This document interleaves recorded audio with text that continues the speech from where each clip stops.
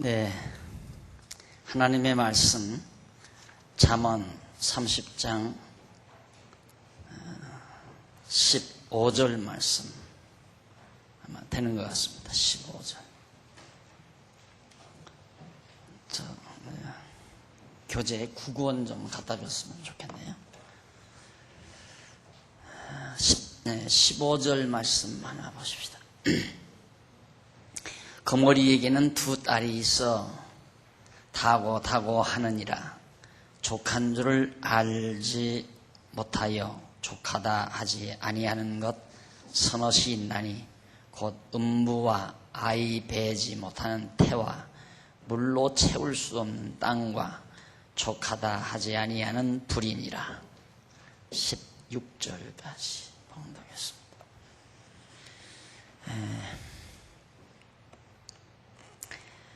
여기 15절 말씀 교재 4401번 1페이지 밑에서 네 번째 줄 15절로 17절 나옵니다. 여기 보면 아굴이 제자에게 가득 채우지 못하는 무한한 사람의 탐욕에 대해서 가르쳐주는 내용입니다. 인간이 얼마나 탐욕이 많은가, 한계가 없이 탐욕이 많은 인간의 모습을 훈계해 주는 내용인데, 거기 보면 거머리에게는 두 딸이 있었다고 그렇게 합니다. 두 딸이 있었다고 한다고 하면서 이는 채우지 못하는 탐욕을 가지고 살아가는 어리석은 인간을 비유한 거라고 그렇게 말씀 여기 있어요. 네.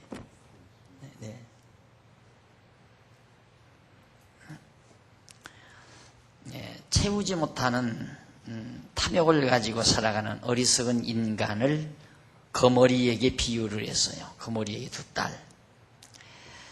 근데 이어서 아굴은 족한 줄을 알지 못하여 족하다 하지 아니하는 것 서너시 있다, 셋이 있다.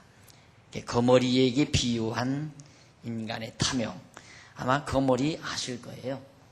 거머리 보면 인간의 살에 붙어서 피를 흡혈충인데 하여튼 배가 터지도록 인간의 피를 빱니다. 그래서 결국 이제 그 피를 마음껏 빨아서 자기 몸을 운신할 수 없을 정도까지 그렇게 욕심이 많다. 그만큼 인간의 탐욕은 끝없이 욕구된다고 하면서 거기에 대한 채우지 못하는 족하지 아니하는 것 셋을 언급을 합니다. 만족이 없는 것 서너 가지를 들었는데 그 첫째가 음부라고 했습니다. 이는 이미 죽어간 많은 사람들을 다 삼키고도 만족을 모른다는 뜻이죠.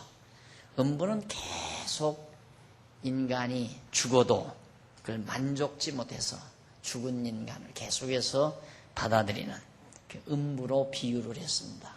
그러니까 인간의 욕망, 탐욕이 그만큼 끝없이 일어난다는 얘기죠. 그리고 둘째는 아이 배지 못하는 태라고 했습니다. 이는 항상 잉태하기를 바라면서 만족을 모르고 산다는 뜻입니다.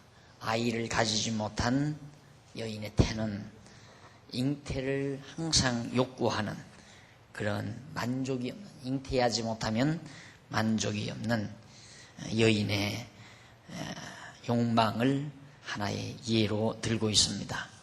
그리고 셋째는 물로 채울 수 없는 땅이라고 했는데 이는 아무리 폭우가 내려도 땅이 넘치도록 채우지 못한다는 뜻입니다. 하늘에서 세월과 함께 계속 폭우가 내리고 눈이 내리고 그래도 바다가 넘치지를 않잖아요. 채울 수가 없다. 이건 하나의 비유인데 인간의 욕심은 어느 누구도 채울 수가 없다. 그러니까 결국 백성을 다스릴 때 백성들의 욕구를 충족시켜서 백성들로 하여금 만족해 한다는 것은 불가능하다는 얘기죠. 한없이 욕심이 많기 때문에 바로 이 한 가지를 아는 것도 굉장한 지혜입니다. 인간의 욕망은 끝이 없다. 근데 사람들은 끝까지 자기 욕심을 채워서 만족하려는 기본 본능을 가지고 있습니다. 인간은 행복을 어떻게 얻으려고 하는가? 한이 없고 끝이 없는 인간의 욕구를 충족시켜서 행복감을 얻으려고 하는 거죠. 그건 불가능한 겁니다. 욕심은 끝이 없는데 욕망은 그 욕망을 다 채울 수 없는 것이 너무 분명하단 말이죠. 그런데도 인간들은 끝없이 자기의 욕망을 채워서 만족하려는 그런 본능을 가지고 인간들은 살아간다. 그리고 넷째는 족하다 하지 아니하는 불이라고 했습니다. 불을 말하는데 이는 아무리 많은 연료를 태워도 만족지 않는다는 뜻으로 말한 겁니다. 불은 태우고 끝이 없습니다. 계속 태울 것만 있으면 계속 태우는 거죠. 그렇게 한없이 태워가는 불처럼 인간의 욕망도 채워도 끝이 없이 계속해서 욕망을 일으키는 것이 인간의 어리석은 속성임을 지금 잘 말해주고 있습니다. 그러면서 우갈은 아비를 조롱하며 어미 순종하기를 싫어하는 자의 눈은 골짜기의 까마귀에게 쪼이고 독수리 새끼에게 먹힌다 라고 그렇게 말을 하죠. 즉 탐욕을 부리는 미련한 인간이 부모를 거역함으로 여호와 경외하기를 배우지 않아서 지혜가 없으므로 멸망을 당하여 그 죽은 시체를 날짐승이 먹어치운다는 그런 뜻입니다. 성경에서 부모를 공경하지 않는다는 말은 공자의 효사상에 기초한 것이 아니고 여호와 경외함을 가르치는 교훈에 기초한 겁니다. 구약시대에는 부모가 바로 교육의 1차적인 책임을 지고 있습니다. 자녀에 대한. 그래서 자녀는 또 1차적으로 부모에게 배우는 거죠. 그래서 가정교육이 교육의 기초라고 그렇게 지금도 유대인들은 그렇게 살아가고 있습니다. 가정에서 철저히 자녀 교육을 시킵니다. 그런데 우리나라 같은 경우는 교육이 학교 교육에 의존하죠. 유치원 교육, 학교 교육. 그러니까 제도 교육에 의존해버리지만 유대인들은 지금도 가정교육이 교육의 출발점이고 기초로 삼습니다. 그래서 가정에서 부모가 자녀들의 스승이죠. 제일 먼저 가르쳐야 되는 것이 신명기에서 말한 대로 여호와 경외하기를 내 자녀들에게 가르쳐라. 그게 바로 가장 중요한 교육 이념입니다. 이 유대인들은 지금도 자녀가 나면 어려서부터 여호와 경외하는 것을 가르치는 것이 그들의 가정교육의 이념이자 핵심입니다. 자, 그렇기 때문에 부모를 거역한다는 것은 여호와 경외하기를 거부한다는 말과 맥을 같이 하는 뜻입니다. 같이 하는데 그렇게 여호와 경외하기를 거역하게 되면 결국은 자기 욕망을 채우며 산다는 거죠. 결국 어떻게 해야 인간의 욕망이 다 사라지는가, 그리고 만족해 할 수 있는가? 여호와 경외하는 믿음이 있어야, 여호와 경외하기를 배워야 인간에게서 욕망이 사라져 버립니다. 그러니까 왜 욕망이 사라지는가? 아이들이 예를 들어서 부모가 없는 고아들은 계속해서 자기 스스로 욕심이 많아지게 되어 있습니다. 자기 스스로 문제를 해결해야 되니까. 그러나 부모가 있는 자녀들은 욕심이 없어요. 욕심이 비교적 없습니다. 그래서 부모가 예를 들어 용돈을 줘도 욕심이 없으니까 용돈 필요 없다고 그러죠. 엄마가 가지고 있으라고 그러고 아버지가 가지고 있으라고 그러고. 그래서 부모를 둔 자녀들은 비교적 욕심이 없지만 부모가 없는 자녀들은 욕심이 많아지게 되어 있습니다. 그런 것처럼 우리 인간도 그렇습니다. 내 모든 만사 만물을 주관하시는, 내 모든 일생을 주관하고 좌우하시는 여호와 하나님이 살아계심을 믿고 여호와를 의지하는 자에게서는 욕심을 버리게 돼 있어요. 버려지게 돼 있어요. 왜? 내가 욕심 부린다고 내 것이 된다는 것 알고 있으니까. 여호와 하나님께서 내게 주지 아니하시면 모든 것이 헛되다는 걸 압니다. 자, 파수꾼이 잠을 자지 않고 성을 지킨다 할지라도 여호와께서 성을 지키지 아니하시면 모든 것이 헛되다는 걸 알게 됩니다. 여호와를 경외하는 자는. 그렇기 때문에 결국 헛된 허욕을 버리는 것이 아니라 버려지는 거죠. 없어져 버린다 이 말이에요. 그래서 여호와 하나님을 모르는 자에게서는 욕심이 끝없이 절대 만족함이 없이 불처럼 물처럼 땅에 비가 아무리 내리고 폭포수가 내려도 폭우가 내려와도 땅을 만족함을 주지 못하는 것처럼 땅을 넘치게 못하는 것처럼 또 불이 아무리 연료를 태워도 있기만 하면 계속해서 태워가는 불처럼 끝없이 인간의 욕망은 내면에서 솟아나게 된다. 그래서 바로 이 아굴은 자기 제자에게 이걸 가르치고 있는 겁니다. 부모를 거역하는 자, 아비를 거역하는 자, 조롱하며 어미를 순종하기를 싫어하는 자는 바로 그런 자의 눈은 골짜기의 까마귀에게 그 눈이 쪼인다. 저주를 받아서 여호와 경외하지 아니하면 결국 저주를 받아 멸망해서 날짐승의 밥이 돼버리고 만다. 그런 뜻으로 지금 말해주고 있는 겁니다. 이러한 내용들은 탐욕을 버리고 지혜를 얻어 여호와 경외하라는 그런 뜻으로 말해준 겁니다. 그러니까 이제 15절로 17절은 욕심 버리고 여호와 경외해라 그런 얘기예요. 그래서 행복은 바로 거기에 있습니다. 만족감은 여호와를 알고 그를 경외하는 데서만 진정한 참 만족이 있습니다. 지난번에도 제가 말씀드렸지만 능력 있는 부모는 자녀들의 때에 따라서 적당할 만큼의 용돈을 공급해 줍니다. 아이들이 구태여 정말 자꾸 부모에게 투정하지 않아도 저놈이 초등학교니까 이 정도면 된다. 중학교니까 이 정도는 가져야 되겠다. 저놈이 고등학교면 좀 더 가져야 되겠다. 대학에 들어가면 좀 더 용돈이 많이 필요하다는 걸 부모는 알기 때문에 때에 따라 적당한 양의 용돈을 공급해 주는 것처럼 하나님께서도 무작정 우리에게 많은 재물을 하나님은 주시지 않는다. 사랑하는 자에게는 반드시 그렇습니다. 제가 가끔 그런 말씀을 드렸죠. 우리가 만약에 우리 장안중앙교회가 장안동에서 교회 개척한 지 한 5, 6년 만에 이런 예배당을 지었다. 그러면 오늘이 없습니다. 오늘이. 아마 성경신학이라고 하는 이 거대한 대역사가 시작도 안 됐을 거예요. 왜 그러냐면 잘난 척 했을 거니까. 또 나만 잘난 척 하는 게 아니라 교계에서 나를 그냥 놔두지 않아요. 큰 교회 가지고 있고 그러니까 자꾸만 주변에서 나를 유혹해서 명예를 추구하게 만들고 안 그러면 나도 교회 돈 가지고 가서 미국에 가서 가짜 박사학위 받아가지고 오고 아마 그 짓을 했을지도 모르는 거예요. 그러니까 아주 하나님이 적당하게 잘해 주신 거예요.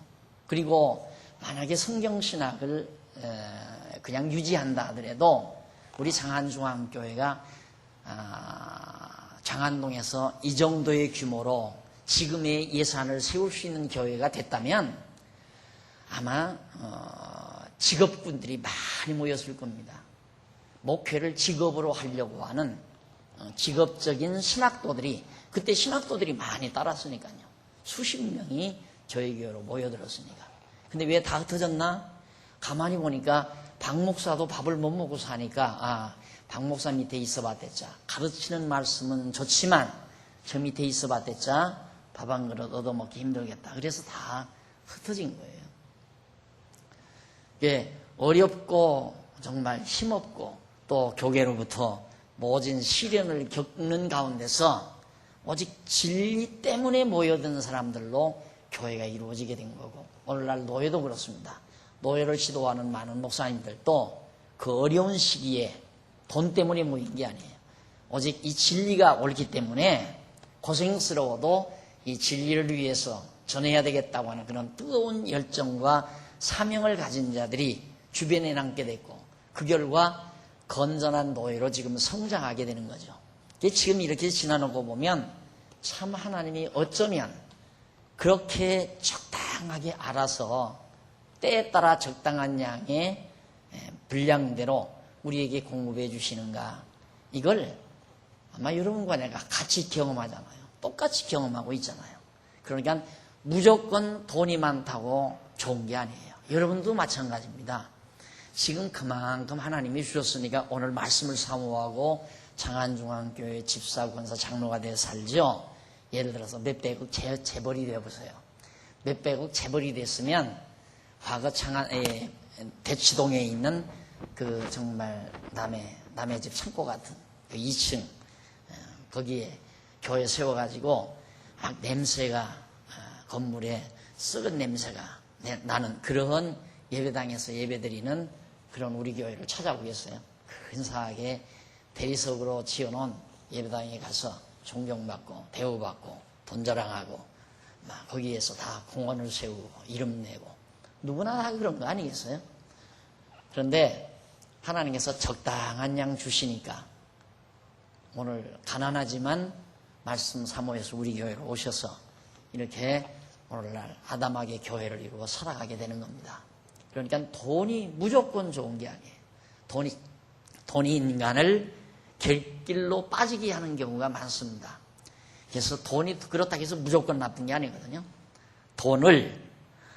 내가 돈에게 사로잡히지 않고 내가 돈을 지배할 수 있는 능력이 있을 때 하나님이 우리에게 돈을 맡겨야 되죠. 돈에 끌려다니는 삶을 살지 않고 돈을 주관하며 사는 삶을 살 수 있을 때 하나님이 우리에게 돈을 준다는 얘기입니다. 우리 장안중앙교회도 마찬가지 아니에요. 이제는 이만한 우리의 시설을 우리에게 주어도 건방 떨지 않고 소박하게 진리를 위해서 그렇게 살아갈 능력이 있기 때문에 그렇게 키워놓으시고 우리에게 준 거죠. 예를 들어서 지금 귀하게 늦동이를 하나 놨다 하십시다. 대여살 먹었어요. 그놈에게 아파트를 사서 이전 등기해주는 부모는 아무도 없어요. 그럼 벌써 그건 얻어 걸리는 거예요. 세무조사에 걸려드는 거예요. 잘못하면.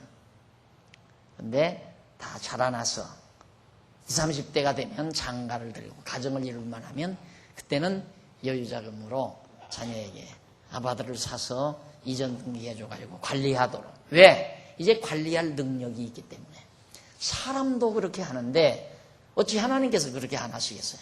그러니까 그런 하나님을 확실히 그런 하나님 여호와가 살아 존재하시고 그런 하나님이 나와 함께 하시다는 확실한 믿음만 있으면 욕심 버린다 이 말이에요. 욕심 부린다고 해서 내가 들고 와도 한없이 욕심을 부려야죠. 욕심대로 안 되는 거 다 경험하고 살잖아요. 그래서 아굴은 자기 제자에게 절대 너 욕심 부리지 말고 여호와 경외하며 살라 그런 뜻으로 그렇게 교훈을 해준 겁니다. 그 다음 18절로 20절 보면 아굴이 제자에게 비유를 들어서 죄를 범하고도 시인하지 않는 어리석음에 대해서 가르쳐 줍니다. 죄를 범했으면 내가 죄 졌습니다 하고 시인을 해야 되는데 그 죄를 인정하지 않는 어리석음 것, 이것이 바로 인간의 미련함임을 말해주는데 제자에게 이렇게 말합니다. 내가 심히 기이 여기고 깨닫지 못하는 것 서너시 있다. 미련하고 어리석은 것, 깨닫지 못하는 것 서너 가지가 있는데 다시 말하면 있다고, 그러니까 깨닫지 못하는 것 서너시 있다고 했는데 우갈이 알 수 없는 것 서너시 있다는 뜻입니다. 자기가 알 수 없는 것. 그게 뭐냐면 첫째가 공중에 날아다니는 독수리의 자취. 그걸 알 수가 없다. 공중에 독수리가 휙 날아다니면 어디로 날아다녔는지 그 길이 표현이 안 되죠. 표시가 없잖아요.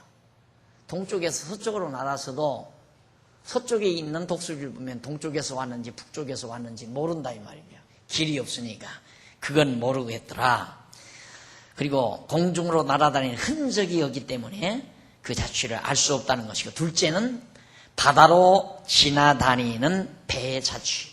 바닷물로 지나다니는 배가 지나간 다음에는 다시 바다가 평정이 되니까 어디로 지나갔는지 그 길을 알 수가 없잖아요. 그리고 셋째는 남자가 여자와 함께 한 그런 자취. 이것이 흔적이 없으니까, 남자와 여자가 잠자리를 함께하는 흔적이 없기 때문에 그 자취를 알 수 없다는 겁니다. 그리고 넷째는 음녀의 자취라고 그랬어요. 음녀의 자취, 몸을 매매하는 그런 음녀들의 자취를 알 수가 없다. 음녀가 은밀하게 행하는 흔적이 없기 때문에 그 자취를 알 수 없는데, 그가 먹고 그 입을 씻음같이 시치미를 떼면서 내가 악을 행치 아니었다고 한다 라고 그렇게 아굴이 말하고 있는 겁니다. 그러니까 인간의 죄, 독수리가 날아가는 흔적이 없는 겁니다. 이 죄를 범하고 나면 숨기면 그냥 흔적이 없잖아요. 죄를 범한 뒤에는. 그리고 배가 지나가는 바닷물처럼, 또 남녀가 잠자리 함께한 자취처럼, 음녀의 그런 행위처럼 숨기면 다 흔적 없이 다 없어지기 때문에 알 수가 없더라. 여기서 먹고 그 입을 씻음같이라는 말은 음녀의 성적인 범죄 행위를 뜻하는 얘기죠. 그런데 음녀가 성적인 죄를 범하고도 시인하지 않고 부인한다는 그런 뜻입니다. 이렇게 아굴은 제자에게 비유를 들어서 죄를 범하고도 시인하지 않는 어리석은 인간의 어리석음을 말해주고 있습니다. 왜 그러느냐면 하나님은 우리의 인간의 행위, 일거수일투족을 다 알고 계시잖아요. 인간을 속인다고 해서 하나님을 속일 수는 없는 거거든요. 그러니까 바로 자기의 죄를 시인하지 않는 것은 미련한 행위다라는 얘기입니다. 그러면서 하나님 앞에서 자기의 죄를 시인하고 사는 것이 슬기 있는 자태인 것을 말해주고 있습니다. 요한일서에도 그런 말씀이 있죠. 내가 범죄하지 아니하였다, 나는 범죄를 안 했다라고 하면 어둠의 자식이라고 그랬어요. 어둠의 자식. 그러니까 그 말을 어떤 사람은 범죄한 자는 어둠의 자식이다, 범죄하면 어둠의 자식이다, 이렇게 해석을 하는 사람이 있거든요. 그게 잘못된 사람이란 말입니다. 잘못된 해석이란 말입니다. 나는 범죄 안 했다, 나는 죄가 없다라고 하는 사람은 어둠의 자식이다. 무슨 얘기냐면 얼굴에 검정이 잔뜩 묻었어요. 티도 많이 나고. 그런데 내 얼굴에는 아무것도 묻지 않고 깨끗하다 하는 사람은 안 보이니까, 보이지 않으니까 깨끗하다고 말하는 거예요. 왜 안 보이는가? 캄캄하니까 안 보이는 거죠. 어두운 가운데 있으니까 그게 안 보이는 거란 말입니다. 내가 죄를 범했다 하는 자는, 내가 죄인이라고 시인하는 자는 빛의 자녀라고 했습니다. 그러니까 밝은 데 가면 내 허물이 다 드러나요. 그러니까 그건 빛 가운데 사는 빛의 자녀다.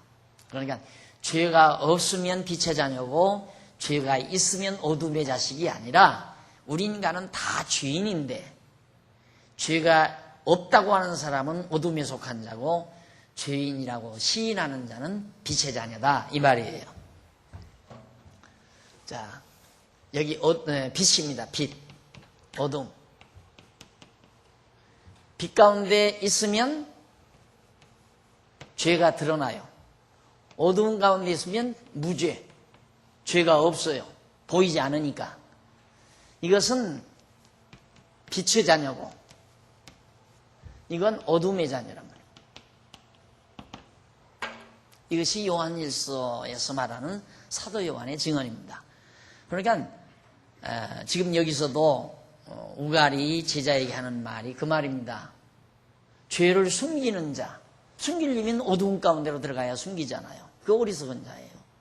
죄를 드러내는 자, 빛 가운데 있으면 다 드러나잖아요. 내가 죄인이라는 사실을. 그것이 바로 빛의 자녀임을 말해주고 있는 겁니다. 그 다음 21절로 23절에 보면 아굴이 제자에게 세상을 불안케 함으로 용서할 수 없는 것에 대해서 가르쳐줍니다. 무엇이 이 세상을 불안하게 만드는가? 아굴이 나라를 다스리는 것, 것에 대한 지혜를 지금 말해주는 거 아니에요, 제자들에게. 그러니까 세상이 평화롭고 조용해야 되는데 뭐가 그렇게 세상을 요란스럽고 어지럽게 만들어가는가. 이런 자들은 용서할 수가 없는데 세상을 진동시키며 세상으로 견딜 수 없게 하는 것 서너 가지가 있다라고 말을 합니다. 21절에 보면. 다시 말하면 9권 넘어가서 다시 말하면 세상을 불안하게 할 뿐만 아니라 불안하게 할 뿐만 아니라 용서할 수 없는 것 서너시 있다는 뜻인데 그 첫째는 종이 임금이 된 것이라고 했습니다. 왜 세상이 불안한가? 종이 임금이 되면 그러니까 역적이죠. 역모를 하는 거예요. 신하가 왕을 반역하고 자기가 왕의 자리에 앉게 되면 세상은 불안해지는 것이다. 그러니까 지금 그런 일이 그 이스라엘 역사에서 나타나잖아요. 솔로몬의 신복부하가 역모를 해서 결국 많은 백성들을 유혹해가지고 북쪽에 가서 왕이 되죠. 그래서 나라가 시끄러운 거예요. 그러니까 교회도 그렇습니다. 교회도 가정도 마찬가지고 교회나 가정 다 마찬가지. 자식이 채 크지도 않고 자기가 아버지보다 더 잘난 것처럼 아버지 재산을 욕심을 낸다거나 아버지를 무시한다거나 그렇게 되면 이제 가정이 시끄러운 거죠. 교회도 마찬가지입니다. 교회도 다 지도자들을 세워놓고 목사도 있고 장로님들도 있고 권사 집사님 다 계시는데 마치 자기가 그들보다 더 잘나고 위대한 것처럼 해서 반역하고 행동할 때 교회가 시끄러울 수밖에 없는 거죠. 그런 일이 지금도 한국에 많이 일어나죠. 이게 첫 번째 하나의 세상을 시끄럽게 하는 불안하게 만드는 일이다. 그 다음에 이제 둘째는 미련한 자가 배부른 것이라고 했습니다. 아주 미련한 자가 배가 부르면 세상이 어지럽다. 이는 여호와를 경외치 아니하는 자가 풍요롭게 사는 것이므로 세상을 불안하게 하며 용납할 수 없는 것이라고 그렇게 말을 합니다. 그러니까 하나님을 경외하지 않는 자, 미련한 자죠. 그런 사람이 잘 먹고 잘 살게 되면 세상은 어지러운 겁니다. 어지러운 거. 요란스럽고. 그래서 이제 돈을 가져야 될 사람이 돈을 가져야 그래야 세상이 평화로운 거 아니겠어요? 그런데 돈을 가지지 못할 자가 돈을 가지게 되면 세상이 시끄러워요. 오늘날도 그러잖아요. 자, 우리가 모든 사람들이 생각을 모아가지고 아무리 큰 기업이라도 얼마만큼의 주식은 또 결의권은 가지지 말라. 그렇게 했으면 그렇게 해야 되잖아요. 그래야 세상이 편안하단 말입니다. 그런데 법에서 인정하는 그런 분량의 7배, 8배를 그렇게 가지고 재벌들이 가지고 난리를 치니까 재벌 제국주의가 돼버리고 마는 거예요. 그러니까 노동자들이 일어나고 세상이 시끄럽고 그래서 바로 하나님을 경외하는 자가 돈을 가지게 되면 모두가 다 욕심이 없으니까 하나님 경외하는 자가 욕심이 없으니까 그걸 함께 하려는 생각 그 재물을 가지고 하나님의 선하신 뜻대로 살고자 하는 생각을 앞세우지만 하나님을 모르는 자는 그 재물로 내가 어떻게 나를 기쁘게 할까 그런 생각을 하게 된다는 얘기죠. 그런 세상이 시끄러워질 수밖에 없다. 그것이 이제 아굴이 말하는 얘기예요. 그래서 여호와 경외하지 아니하는 자가 풍요롭게 사는 것이므로 세상을 불안하게 하며 용납할 수 없는 것이라고 말하고 셋째는 꺼림을 받는 계집이 시집간 것이라고 그렇게 했습니다. 꺼림을 받는 그러니까 순결하지 못한 여자가 시집을 가게 되면 집안이 떠들썩한 거죠. 이제 아무리도 이상하다면 우리가 이렇게 해서 이제 가정이 시끄러워지는 거예요. 쉽게 말하면 그래서 거기 보면 순결하지 못한 계집이 시집가서 사는 것이므로 세상을 불안하게 하고 용납할 수 없는 것이라고 하고 넷째는 계집종이 주모를 이은 것이라고 계집종 계집 그 집안에 종로로서 하던 여자가 안방을 차지하게 된다. 그러면 가정 시끄럽잖아요. 그 집안 시끄러운 거예요. 옛날에 그런 일들이 많았죠. 소위 이제 가정부 뭐가 젊잖아요. 그리고 돈 많은 사장들이, 그때 무식한 시대에 돈 많은 사장들이 자기 안에 버려두고 가정부를 자기 안방으로 맞아들이는 그런 일들로 인해서 가정 파탄이 많이 일어나고, 이런 일들이 바로 세상을 시끄럽게 하는 일들이다. 그러니까 이런 일이 없도록 나라를 다스리는 것, 그것이 세상을 평온하게 만드는 그런 진리임을 아굴이 지금 제자들에게 말을 해주고 있는 겁니다. 그러면서 결국 아굴은 반역을 일으키는 것이나 하나님을 경외치 아니하는 자가 풍요롭게 사는 것이나 불결한 여자가 시집가 사는 것이나 안주인을 배신하는 것이 백성을 불안하게 하는 것이라고 가르쳐 줬습니다. 이렇게 아굴은 제자에게 세상을 불안하게 함으로 용서할 수 없는 것들에 대해서 가르쳐 주고 있습니다. 그러니까 왕은 이런 일들을 잘 다스려야 된다. 그래야 세상이 조용하니까. 가정도 마찬가지고 교회도 마찬가지고 사회도 마찬가지고 한 국가도 마치 한 가지인 겁니다. 결국 밑에서부터 4403페이지 밑에서 6째 줄 앞부분에 보면 결국 아굴은 제자에게 어리석은 자는 탐욕을 부리며 자기 범죄를 시인하지 아니한다며 세상을 불안하게 하는 자들을 심판할 것을 가르쳐 줍니다. 그러니까 절대 세상을 어지럽게 하는 자를 왕은 가만히 놔두면 안 된다. 세상을 어지럽게 하는 자들은 반드시 다스려야 된다라는 얘기입니다. 이러한 교훈은 장차 오실 하나님의 지혜이신 메시아가 제자들에게 자기를 대적하는 무리들의 탐욕과 위선 및 불의에 대하여 경계하시고 심판하실 것을 가르치실 것에 대한 하나의 예표로서의 모형과 그림자로 우리에게 비춰지고 있는 겁니다. 자, 그 다음 이제 넘어가서 30장 24절로 34절 거기 보면 지혜롭게 행해서 왕의 꾸짖음을 듣지 말 것을 가르쳐 줍니다. 지혜롭게 행하면 왕의 꾸짖음을 듣지 않는다. 그럼 어떻게 하면 지혜롭게 행하는 건가? 그것에 대해서 가르쳐 줘요. 24절, 28절, 24절로 28절까지 보면 어떤 내용이 기록되어 있냐면 비유를 통해서 지혜로운 자의 생활에 대해서 가르쳐 줍니다. 비유를 통해서 지혜로운 자의 생활. 어떤 것이 지혜로운 자의 생활인가? 아굴은 제자에 이렇게 말해요. 땅에 작고도 가장 지혜로운 것 4가지가 있다고 그랬어요. 아주 땅에서 작지만은 아주 지혜로운 것 4이 있다. 그게 뭐냐면 몸집은 작아도 땅에서 매우 지혜로운 것이 4종류가 있다는 뜻인데, 그 첫째는 힘이 없는 종류이지만 먹을 것을 여름에 예비하는 개미라고 했습니다.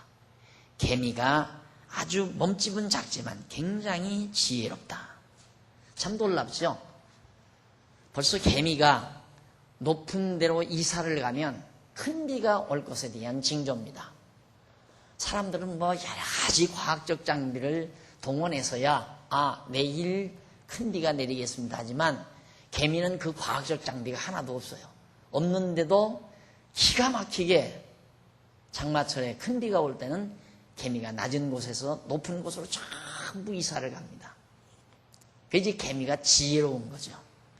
그리고 하나도 게으름 피는 놈이 없어요. 그 이사 가는 것을 보면 짐이 다 짐 안 진 개미가 없어요. 전부 짐을 지고 가죠. 반대로 오는 놈은 짐을 내려놓고 와요. 가는 놈은 하나도 그냥 가는 놈이 없어요. 아마 사람 이사 가라면 어떤 사람은 큰 덩치 지고 이사 가고, 어떤 사람은 조그만 막대기 하나 들고 가고, 어떤 사람은 뒷짐 지고 가는 사람이 있고, 아마 사람은 그런 사람이 많이 있을 겁니다. 근데 개미는 그게 없어요. 언제 한번 보세요. 참 지혜롭다. 자, 그랬는데 개미는 부지런하여 양식을 미리 예비함으로 지혜로운 것이라고 말한 겁니다. 개미는 부지런히 양식을 미리미리 다 준비해 놓는다. 개미가 아마 굶어 죽는 법은 없을 겁니다. 왜? 부지런하기 때문에. 그래서 이솝의 이야기에도 개미는 부지런함으로 잘 묘사가 되죠. 개미와 배짱이, 노래만 부르는 배짱이는 거지가 되고 개미는 겨울에도 정말 풍요롭게 먹고 지내는 모습을 이솝의 이야기에서도 말을 해줍니다. 둘째는 악한 종류이지만 집을 바위 사이에 짓는 사반이라고 했습니다. 사반. 둘째는 악한이 아니라 약한. 사반은 토끼 종류예요, 토끼 종류. 토끼류. 사반은 산 너구리로 알려지고 있는데 작은 토끼 마냥 아주 작은 몸집을 지니고 있는 산 너구리. 이게 이제 사반인데 아주 약한 동물입니다. 맹수들에게 한번 떼기만 하면 그냥 잡혀먹습니다. 그런데 그게 얼마나 지혜로운지 낭떠러지 바위에 쌓이다가 집을 져요. 그러니까 도저히 맹수들이 와서 잡아먹을 수 없도록. 그게 지혜죠. 사반의 지혜. 그래서 집을 바위 사이에 견고하게 지므로 지혜로운 것이라고 그렇게 말한 거고. 셋째는 인군이 없지만 다 때를 지어 나아가는 메뚜기라고 했습니다. 메뚜기는 왕이 없어요. 그런데 어떻게 그렇게 메뚜기가 때를 지어서 다니냐. 쫙 아주 작은 곤충이지만 왕이 없는데도 질서정연하고 절대 때에서 흩어지지 않는 것. 이런 것들이 모두가 다 앞에서 말하는 개미 부지런해야 된다. 그 다음 사반 역시 무서운 동물에게서도 피할 수 있는 견고한 자기 집을 견고하게 짓는 일. 메뚜기는 무리를 이루는 일. 그리고 넷째는 손에 잡힐만 하여도 왕궁에 있는 도마뱀이라고 했어요. 도마뱀 이것은 아주 작은 참치동물인데 이게 사람의 손에 잡힐만 해도 왕궁 안에서 바로 도마뱀이 살고 있다. 이 도마뱀은 몸집이 손으로 잡을 만큼 작아도 왕궁의 영화를 누림으로 지혜로운 것이라고 그렇게 말을 합니다. 이는 아구리 제자에게 지혜로운 자의 행동을 본받도록 하기 위해서 비유를 들어 가르쳐 준 건데, 지혜로운 자는 개미처럼 부지런하고 사반처럼 성을 견고히 하며 메뚜기처럼 흩어지지 아니하고 단결해서 도마뱀처럼 왕국의 영화를 누린다는 그런 내용으로 교훈을 한 겁니다. 이게 이제 한 국가 형성이죠. 국가를 이룬다고 하는 것은 백성들이 부지런하게 살아야 되고, 그 다음 자기가 사는 성을 견고히, 대적으로부터 침략당하지 않도록 견고히 해야죠. 그리고 뿐만 아니라 도마뱀, 메뚜기처럼 절대 무리에게서 흩어지지 않는 단결심이죠. 국가가, 모든 백성이 단결, 한마음 한뜻으로 단결해야 되잖아요. 그래서 그렇게 해서 이제 왕궁의 영화를 누리는 도마뱀처럼 백성들이 그렇게 영화를 누려야 된다. 이런 것이 바로 우리가 세상을 사는 하나의 지혜입니다. 또 교회를 세워가는 하나의 지혜일 수도 있죠. 온 교회의 성도들이 부지런하게 정말 자기성, 우리 교회를 튼튼하고 견고하게 세워서 정말 여기 지금 메뚜기처럼 서로 흩어지지 않고 한 무리로 단결을 해가지고 하나님 나라의 영화를 함께 누리는 그런 진리에 대해서 아굴이 비유적으로 우리에게 지금 가르쳐주고 있는 겁니다. 그러니까 사실 교회가 나라도 그렇지만 교회도 그렇습니다. 성도들이 게으르면 벌써 그 교회 점점 무너나는 교회예요. 무너나는 교회. 그래서 항상 저는 이 예배 시간 이렇게 보면 아직도 늦게 오는 분이 있어요. 그래서 다음에는 한번 재직회 당회 때에 상의를 해서 한 10분만 늦춰볼까, 예배 시간을. 정식 11시 하지 말고 한 10분만 빨리 오면 저 밖에서 예배 안 드리고 다 들어와서 예배를 드릴 수 있는데, 그 몇몇 사람들은 꼭 밖에서 예배를 드린단 말입니다. 그게 게으름의 탓이거든요. 게을러서 그래요, 그게 다. 조금만 일찍 일어나면 되는데. 그래서 좀 그분들이 부지런하기를 기다리는 것보다 시간을 조금 늦춰주는 것이 혹시라도 배려가 되지 않을까, 이런 생각을 다 해봤어요. 근데 그런 사람이 늘어난다면 문제는 심각한 겁니다. 교인들이 태만하고 나태해진다는 것은. 그리고 이제 교회를 튼튼히 가꾸지 않는 것은 미련한 짓이에요. 우리는 엄청난 대적을 앞에 놓고 있습니다. 비진리와의 싸움에서 우리가 승리를 해야 되는데, 우리를 무너뜨리려고 하는 무서운 세력은 정말 막 파도처럼 우리에게 밀려오는데 우리가 진리로 견고하게 무장해서 우리의 영혼의 삶의 터전을 견고히 한다는 것은 지혜로운 일이죠. 그리고 온 성도가 메뚜기처럼 정말 단결하고 한 무리를 이루는 것. 그래서 하나님의 나라의 영화를 함께 누리며 사는 것이 우리 성도들의 지혜로운 자태임을 우리가 여기에서 엿볼 수가 있습니다. 그 다음 이제 29절로 31절에 보면 비유를 들어서 나라를 다스리는 왕의 위용, 나라를 다스리는 왕의 위용에 대해서 교훈을 해줘요. 어떻게 하면 왕은 위용이 있는가? 위엄과 용맹이 있을 것인가 하는 얘기죠. 그에 대해서 가르쳐주는데 잘 걸으며 위풍 있게 다니는 것 서너시 있다고 그랬어요.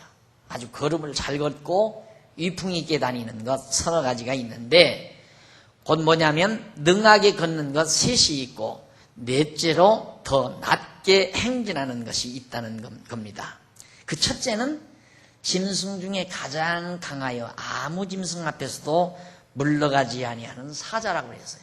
사자는 강해가지고 어떤 짐승이 와도 뒤로 물러가는 법이 없다.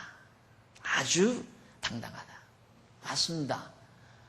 왕은 이렇게 당당해야 된다는 거죠. 왕이 뒤로 물러서 우리 이순신하고 이순신 동상까지 세종로에 세워놨지만은 왜군을 향해서 물러서지 않고 끝까지 싸웠다는 데서 이제 그 장군의 용맹을 바로 표본으로 삼잖아요. 지도자가 주저하게 되면 다 무너져 버리는 거죠. 가정도 마찬가지입니다. 가정의 어른이 유약해지면 가정이 다 힘이 없어집니다. 비록 가난하고 어려워도 가정의 어른들이 힘있게 아침 일찍 일어나서 일과를 힘있게 시작하는 모습을 보면 자녀들이 안심하고 자라나지만 양친 부모가 어른들이 맥이 풀리고 좌절하고 절망하고 항상 근심 걱정이나 하고 부부가 앉아서 걱정이나 하고 부부가 앉아서 서로 싸움이나 하고 말싸움이나 하고 이렇게 되면 자녀들이 다 유약해지고 자녀들이 정말 두려움에 사로잡히게 되는 거죠. 그래서 지도자라고 하는 것은 언제나 사자처럼 용맹이 있어야 된다. 교회도 마찬가지입니다. 교회를 지도하는 지도층들이 정말 담대하게 어떤 어려움이 있어도 뒤로 물러서지 않고 앞으로 전진해가는 그런 모습이 바로 교회를 다스려가는 첫째 덕목이라는 것을 지금 비유적으로 가르쳐주는 얘기입니다. 그리고 둘째는 사냥개라고 했습니다. 이는 자기 주인 앞에서 임무를 수행하기 위하여 부지런히 앞을 향해 나아가므로 등하게 걷는 거라고.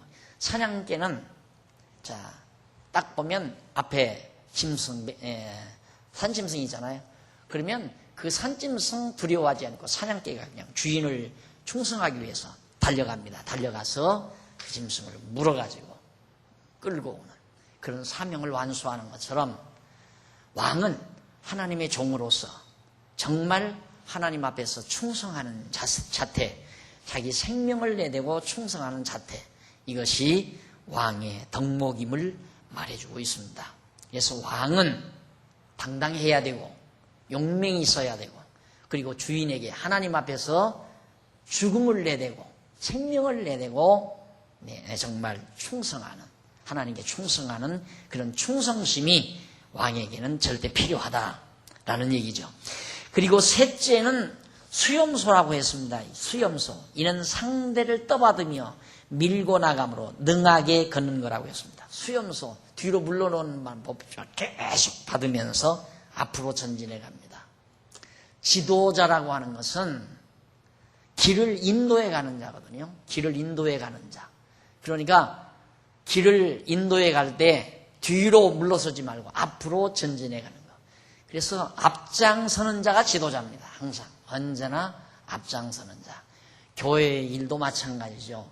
앞장서는 자가 교회 일꾼이고 교회 지도자인 겁니다. 교회 어려운 일 있으면 뒤로 살며시 빠졌다가 교회가 또 어려운 일이 없으면 앞으로 나서고 이런 얌체 같은 생각을 가진 자는 교회 지도자 자격이 없죠. 아이고 이거 어렵겠다. 내가 여기 앞장섰다가는 힘들겠다.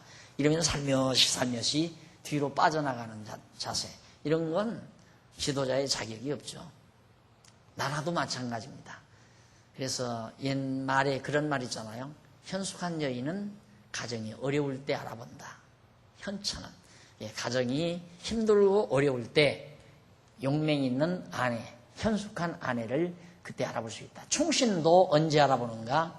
나라가 어지러울 때 진짜 충신을 알아본다. 그런 얘기 하잖아요. 그처럼 왕도 수양처럼 계속해서 어떤 어려움도 헤쳐나가면서 앞으로 전진해가는 그런 자세를 가진 것이 왕의 덕목이다. 그리고 마지막으로 넷째는 당할 수 없는 왕이라고 했는데 이는 왕에 대하여 아무도 저항할 수 없으므로 능하게 걷는 것이다. 결국 아그룹은 제자에게 왕의 위용에 대해서 능하게 걷는 짐승들을 비유해서 가르쳐줍니다. 왕은 사자처럼 그리고 사냥개처럼 그리고 수양처럼 당당하게 앞으로 전진해가는 용맹 있는 자라야 왕의 정말 자격을 지닌 자다. 그건 벌써 생명을 내댈 때만이 자기 생명을 내대지 아니하면 용맹이라는 건 불가능한 겁니다. 용기는 어디서 용맹은 어디서 나오느냐 하면 자기 생명과 바꿀 수 있는 사명의식에서 나오는 거죠. 그래서 왕은 적어도 자기 생명을 아끼지 않는 자여야 한다. 32절로 33절 아구리 제자에게 왕 앞에서 잘못한 자는 입을 다물어 꾸지람을 듣지 않도록 행동하라고 그랬어요. 왕 앞에서 잘못한 자는 입을 다물어라. 입을 열면 꾸지람 듣는다 이 말이죠. 그래서 제자에게 말하기를 만일 내가 미련하여 스스로 높은 채 하였거나 혹 악한 일을 도모하였거든 내 손으로 입을 막으라고 해. 조용히 있으라 이 말이에요. 잘못했으면 조용히 있으라. 이게 왕 앞에서 가장 왕이 보기에 제일 눈아픈 대상이 누구냐면 스스로 높은 채 하는 것. 그게 제일 바라보기 힘든 자태죠. 자기 스스로 높은 채 하는 것. 스스로 높이려는 자. 이게 바로 왕으로서는 이게 오공화국 보니까요. 박 대통령 살아있는데 박 대통령의 후임자 다음 차기 후임이 누구다 이 말 했다가 한 날벼락을 치더라고요. 날벼락. 누가 지명했느냐 이거예요. 제일 기분 나쁘다. 자기가 살아있는데 자기 후임이 누구다. 하나님 여호와 분명히 살아계신데 자기가 하나님 노릇하려고 하는 거 어리석은 일이죠. 왕이 눈 뜨고 살아있는데 왕 앞에서 자기 잘난 척하는 거 어리석은 자태입니다. 그런 일이 없도록 해라. 만약에 그런 잘못을 범했으면 입을 다물어라. 그리고 그 까닭에 대해서 말을 하는데 젖을 저으면 젖을 저으면 뻗어가 되고 코를 비틀면 피가 나는 것 같이 노를 격동하면 다툼이 나기 때문이라고 했습니다. 이 다툼이라는 말은 꾸짖음이라는 뜻으로 번역이 돼야 됩니다. 그러니까 당연하다 이거예요. 젖을 이렇게 자꾸 저으면 그것이 뻗어가 되지 않느냐, 엉겨가지고. 그리고 코를 갖다 비틀면 코피가 나지 않느냐. 그런 것처럼 결국 왕의 노를 격동시키면 결국은 왕으로부터 꾸지람이 있기 마련이다. 그러니까 왕의 노를 격동하지 않게 해라 하는 얘기입니다. 그 다음 왕 앞에서 자기 잘못을 변명하게 되면 왕의 노를 격동시켜서 책망만을 불러일으키게 된다는 사실을 가르쳐주고 있는 것을 비유로 말한 겁니다. 이상 여호와 하나님께서 아굴로 제자에게 지혜롭게 행하여 왕의 꾸짖음을 듣지 말라는 교훈에 있어서의 훈계에 대한 잠언을 가르쳐준 말씀을 우리가 상고해 봤습니다. 이는 뭐 두말할 것 없이 하나님의 지혜이신 메시아가 제자들에게 맡겨준 달란트를 지혜롭게 남기는 자가 착하고 충성된 종이라고, 그렇게 충성된 종이라고 칭찬 듣게 될 것에 대한 그런 하나의 예표로서의 그림자죠. 자, 이 상황에서 우리는 아굴이 제자에게 가르쳐주는 교훈의 말씀들을 살펴봤습니다. 자, 이제 마지막 잠언 마지막에서 4407페이지 양쪽 가로 2번, 르무엘 왕 모친의 경고로 훈계하는 내용입니다. 이게 왕의 어머니가 왕에게 훈계해주는 내용이에요. 그러니까 지금 이 말을 왜 잠언에서 응용하는가? 솔로몬이 왕에게, 이 솔로몬이 지금 르호보암에게 교훈하잖아요. 왕이 될 르호보암에게. 그러니까 네가 왕이 되면 이렇게 해라. 이런 교훈이거든요. 잠언을 가리키는 건데, 솔로몬이 자기가 잠언을 들어서 가리키다가 앞에서 아굴, 그 다음 르무엘의 모친, 르무엘 왕의 어머니가 르무엘에게 가르쳐준 그런 교훈의 내용을 들어서 바로 르호보암 왕, 자기 아들에게 솔로몬이 교훈해주는 말씀입니다. 자, 그런데 여기 이제 31장 보면 1절로 9절은 실수한 요인에 대해서 경계 및 바른 재판에 대해서 가르쳐주고, 10절로 19절은 현숙한 여인의 인격 및 부지런한 생활에 대해서, 그리고 마지막 20절로 31절은 현숙한 여인이 꾸준하게 노력한 결과에 대해서 가르쳐줍니다.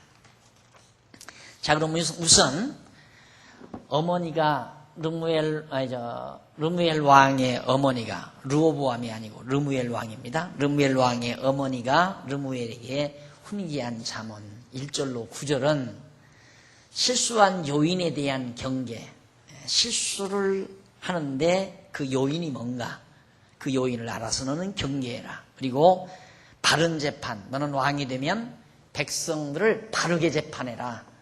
이게 결국 나라를 다스리는 이런 재판이 있는 거거든요. 재판. 이게 재판을 올바르게 해야 나라가 바르게 서는 거란 말입니다. 그런데 우리나라 지금까지는 이 사법부, 따지고 보면 사법부하고 권력 다스리는 정치인들하고 야합이 돼가지고, 사법부하고 정치인들하고 야합이 돼가지고 이걸 움직여 나가다 보니까 뭐 잘 될 리가 없죠. 그거 좀 봐줘라 하면 사법부에서 그냥 다 봐주고, 그거 내놔라 하면 아무리 큰 죄를 졌어도 몇 달 만에 나오고, 이렇게 하니까 백성들이 야, 이거 못난 놈만 고생한다. 그래서 한탕주의가 그래서 생긴 거예요. 그래, 군사정부 몇십 년 이렇게 이어오는 동안에 백성들이 어려서부터, 우리 국민들이 어려서부터 이렇게 자라오는 것이 성실하게 내 실력을 기르고 내 자질을 길러서 이 나라에 필요한 인재로서 부지런히 일해서 정말 차근차근 돈 벌어 살아야 되겠다는 생각이 드는 게 아니라 조금 머리만 빵긋하면 한탕 생각을 하는 거예요. 그런데 이 한탕 생각이 머리 좋은 사람만 하는 게 아니라 무식한 사람도 한탕 생각을 하게 된 거예요. 그래서 한탕주의가 이 나라를 완전히 뒤덮다 보니까 오늘의 이런 경제 혼란도 일어나게 되고 여러 가지 부작용들이 일어나게 되지는 거죠. 이 재판은 톡 부러지게 해야 되거든요. 하나 정확하게 재판을, 저렇게 살면 안 되겠구나. 그게 산교육 아니에요? 대학에 가서 그냥 교수 앞에서 4년 동안 책 가지고 도덕을 배우고 사회윤리를 배우고 사회학을 공부하고 이런 공부 백날 해봤댔자 살아가면서 매일 아침 신문을 볼 때 아무개가 이러이러한 세금 토탈을 하다가 완전히 재산 압류를 당해서 그 재산 다 정부로 다 들어갔단다. 아이고, 세금 안 내면 큰일 나겠구나. 그래서 백성들이 다 세금을 꼬박꼬박 잘 내야 되거든요. 그런데 여러분 아시다시피 강남 지역에 세금 안 낸 사람이 제일 많대요. 강남에. 그러니까 그 사람들은 똑똑한 사람들이 지금 이 세상 사회 상황으로 봐서 세금 내고 사는 건 병신 바보다 이거야. 세금 안 내고 사는 것이 똑똑한 사람이고. 그러다 보니까 이제 정치하는 사람이 이제 뒷조사한다. 이것이 엄포 아니에요? 그 세금 조사하겠다. 자금 출처 조사하겠다. 벌벌벌 떠는 거죠. 이게 모두가 다 재판 잘못하는 데서 나오는 거거든요. 그래서 르무엘 왕의 어머니가 왕이 될 르무엘에게, 자기와 아들 르무엘 왕에게 재판 잘해라. 재판을. 그리고 실수한 요인을 잘 찾아서 그걸 네가 경계를 해야 된다. 자, 1절 보십시다. 르무엘 왕의 말씀한 바 곧 그 어머니가, 왕의 어머니가 그를 훈계한 자물이다. 어머니가 왕을 훈계한 자물이다. 이걸 보면 참 어머니의 지혜가 대단하죠. 지혜, 현숙한 여인 아닙니까? 그래서 그 현숙한 여인이 어디에 나오냐면 뒤에 나와요. 이게 르무엘 왕이 현숙한 여인이 한 일종이죠. 한 분이죠. 그러니까 그런 현숙한 여인이 배후에 있었기 때문에, 어머니로 있었기 때문에 르무엘 왕과 같은 위대한 왕이 존재하는 겁니다. 그런데 뭐라고 가르치느냐 하면 2절에 보니까 내 아들아 내가 무엇을 말할꼬, 내 태선한 아들아 내가 무엇을 말할꼬, 소원대로 얻은 아들아 내가 무엇을 말할꼬, 내 힘을 여자에게 쓰지 말며 왕들을 멸망시키는 일을 행치 말지어다. 내 아들아 뭘 말해줄까? 뭐라고 훈계해줄까? 내 사랑하는 아들아, 내가 도대체 소원대로 내가 간절히 너 아들 얻기를 원했는데 너한테 내가 무슨 말을 해줄까 하면서 3절로부터 이제 아들을 훈계하는 내용이 나와요. 이 내용을 다음 시간에 우리 살펴보도록 하고 오늘 강의 여기서 마무리합니다. 기도하십시다. 자비로우신 아버지 하나님, 은혜를 진심으로 감사합니다. 현숙한 어머니에게서 교훈을 받는 르무엘 왕을 교훈했던 말씀을 이제 상고하다가 우리가 이제 마무리를 했습니다. 하나님 아버지, 또 정말 왕들이 어떻게 백성들을 다스려야 하는가에 대한 진리도 저희들이 살펴봤습니다. 여호와를 경외하는 것이 백성을 다스리는 가장 중요한 지름길임을 다시 한번 깨달았습니다. 오늘 우리도 하나님 앞에서 여호와 경외하는 믿음으로 가정도 다스리고 교회도 다스리고 우리 스스로도 살아가는 슬기롭고 지혜로운 종들이 되도록 인도해 주시옵소서. 어두운 밤길 돌아가지만 지켜주시고 주 안에서 다시 만날 때까지 귀한 종들의 가정을 평강으로 지켜주시옵소서. 예수님의 이름으로 기도드립니다. 아멘.